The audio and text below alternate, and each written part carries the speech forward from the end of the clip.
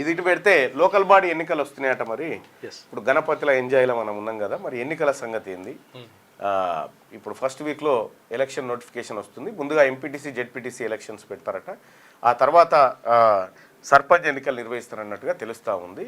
అయితే ఎంపీటీసీ ఎన్నికలు జెడ్పీటీసీ ఎన్నికలు ఎందుకు పెడతా ఉన్నారు? సో అందులో మన పాత్ర ఏంది? ప్రజలారా, ఇవాళ బీసీ సమాజం అంతా ఏకతాటి మీదకి వచ్చి ఇవాళ బీసీలము మనమందరం కూడా ఈ ఎన్నికలు ఈ రాజకీయం అనేటువంటి చర్చ చేస్తూ ఉన్నాం. ఇది శుభ పరిణామం. ఇది శుభ పరిణామం. చాలామంది కూడా మీరు ఓవైపు వినాయకుడిని పూజించుకుంటూనే ఇంకోవైపు రాజకీయాల వైపు ఇంకో నజరేసి పెట్టండి. రాజకీయాలు ఏం జరుగుతూ ఉన్నాయి, రాజకీయాల్లో మన పాత్ర ఏంది, నామినేషన్ వేసేటోడు మనోడా మంజా ఎవడు, ఎట్లా ఓడగొట్టాలి, ఎట్లా చేయాలి, మనోని ఎట్లా గెలిపించుకోవాలనేటువంటి చర్చ కూడా చేయండి. అయితే ముందుగా జెడ్పీటీసీ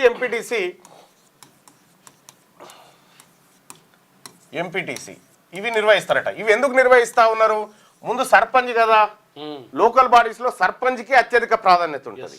ఎందుకంటే సర్పంచ్ అంటే ఆ గ్రామానికి ప్రధానమంత్రి టైప్. ఇక ఎంపీటీసీకి అయితే కుర్చీకి అయితే ఉండదు, ఏముండదు, ఎవరు గుర్తుపట్టేవాడు కూడా ఉండదు, నమస్తే కానీ అంతే. ఎంపీటీసీ జెడ్పీటీసీ కూడా ఏముండదు, ఏది చౌరస్తా మీద గాంధీతాత బొమ్మ లెక్క ఉంటుంది ఇలా పదవి. ఎంపీటీసీ జెడ్పీటీసీలు ఉత్సవ విగ్రహాలే, వాళ్ళకు పెద్దగా నిధులు విధులు ఏముండయి, ఏదో అట్లా పెట్టిరు. కానీ సర్పంచ్ అనేటువంటి పదవికి చాలా పవర్.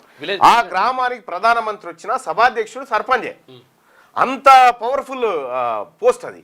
అయితే ఈ సర్పంచ్ ఎన్నికలు ముందుగా ఎందుకు నిర్వహిస్తలేదు? కారణం ఏంటంటే ఒకటి చాలా లాజిక్ ఉంటుంది చూడు. ముందుగాల సర్పంచ్ నిర్వహించారు అనుకో, సర్పంచ్ ఎన్నికలు నిర్వహించారు అనుకో, ఏం చేస్తారు? ఈ సర్పంచ్ ఎన్నికలలో ముగ్గురు పోటీ పడతారు. ఈ సింబల్ ఉండదు కదా, ఒకే పార్టీ వాళ్ళు ముగ్గురు పోటీ పడతారు. కాంగ్రెసు ఈ ముగ్గురు పోటీ పడతారు. ఏం చేస్తారు? సర్పంచ్ ఎన్నికలలో వైర్ అవుతుంది కదా, వీని ఓటు వాడు గుంజే గలాట ఇది అవుతుంది కదా. పుట్టుకున్న సర్పంచ్ ఎన్నికలు అయినాక ఇటు పోయినాం అనుకో, ఇక ఒకనంగి ఒకటి చింపి వీళ్ళ నీళ్ళే ఓడగొట్టుకుంటారు. అప్పుడు ఏమవుతుంది? పార్టీకి కాంగ్రెస్ పార్టీ ఓడిపోయిన పేరు వస్తుంది.